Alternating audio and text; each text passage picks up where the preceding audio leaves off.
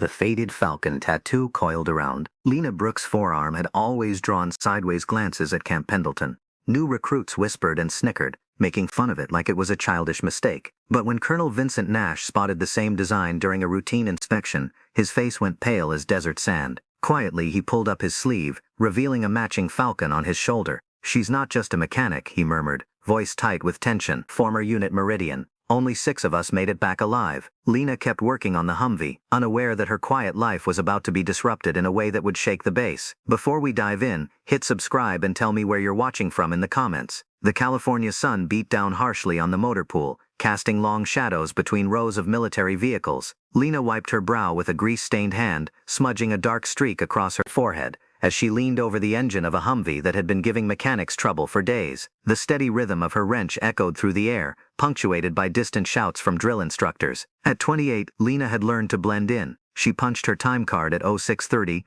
disappeared into the maze of metal, and worked in quiet efficiency. Her colleagues knew her as reliable, skilled, and calm under pressure.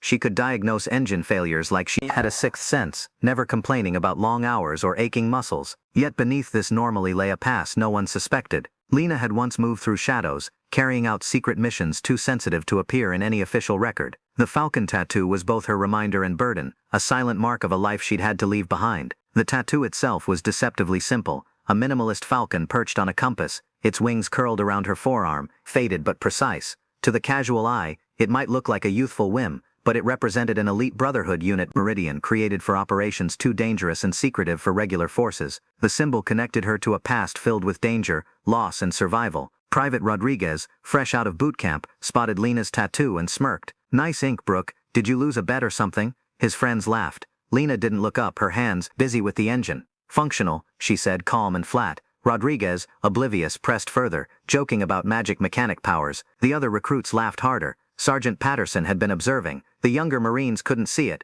but there was something different about Lena, the precision in her movements, the awareness in her eyes, a rhythm only someone trained in far more than vehicle maintenance could have. Patterson barked to Rodriguez, cutting the laughter short. "Focus on your work instead of making fun of her tattoos." Lena's eyes flickered briefly with gratitude before she returned to the Humvee. Over weeks, the tattoo became a running joke. New arrivals felt compelled to comment. Gossip flourished, and Lena endured it silently. She let them think it was a meaningless youthful mark or a memory of something trivial. Revealing the truth could draw dangerous attention. That falcon wasn't decoration. It was the key to a hidden past that officially didn't exist. Unit Meridian had been forged in the shadows, a small team tasked with missions beyond official oversight. They operated in silence, unrecognized and without protection if anything went wrong. Lena's final mission haunted her in the quiet hours before dawn, echoing gunfire, acrid smoke, and the struggle to carry wounded teammates across lethal terrain. 7 had gone in, 6 returned, 2 lost during extraction. Official reports blamed a training accident, but the truth was buried in classified. Her reassignment to vehicle maintenance at Camp Pendleton was presented as a reward,